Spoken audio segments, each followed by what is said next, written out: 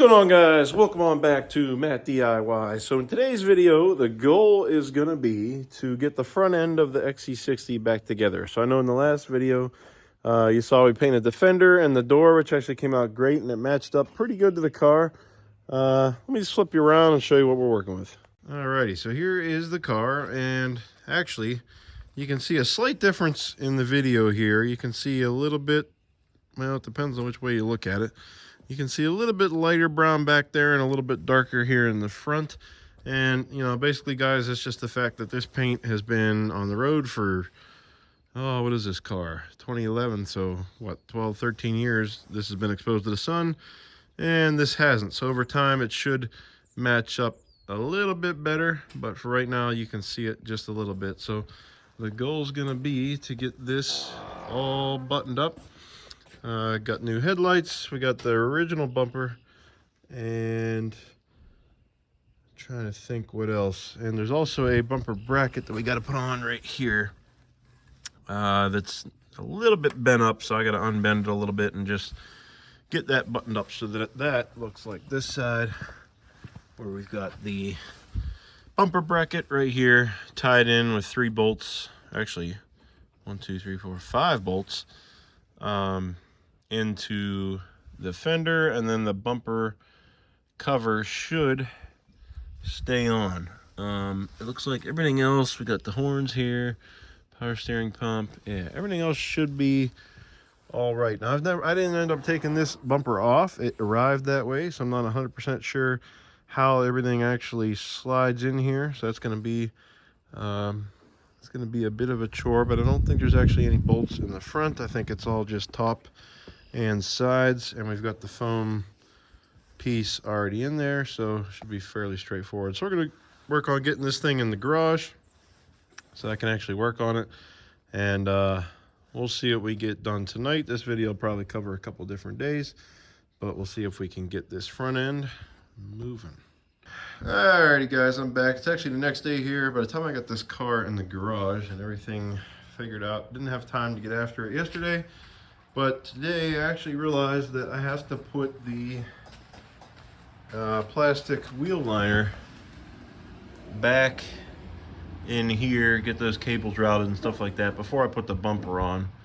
So I got to go ahead and get that taken care of. So I think my next step is to just get this thing up on the lift, which I'll have to make a separate video of to show you guys those. But for now, just gonna put it up on there, and then we'll come back when we're starting to work on getting this, the wheel liner, fender liner, whatever you want to call it,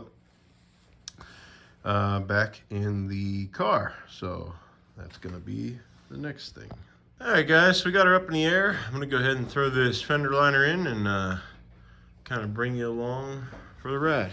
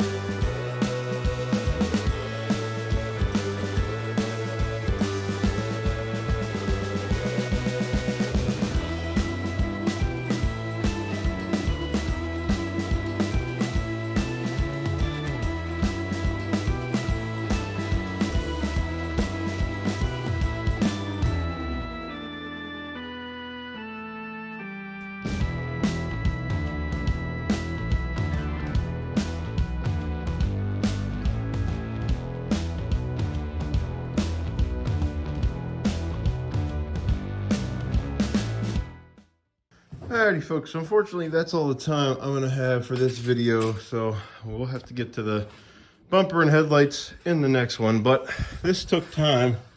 I'm really happy with how it came out. I'll hold the light here to show you. So as you can see down here, we got this trim piece on that was off the fender, and it's back in behind the door here. There's a couple clips it slides into, as well as this piece. Now this is all nice and tight like factory. This meets up with the fender, very nice. And the fender's aftermarket. If I had to do it again, I would get OEM. There's some gaps that are tight, and it's just not fitting as nice as I would like it to, and it's a little bit off up here. I mean, it's just what you get for aftermarket parts, but hey, it was cheap, right? So anyways, we got this in here. Looks like I got a piece there. Okay, it's back in. Got the bracket, or that corner piece on. Got the 3 screws back into the fender. So this is all nice and tight. And then we get the liner to sit all the way up around the fender, which is tough to do. I was worried about it, but it looks like it fits in snug, perfect, just like the factory.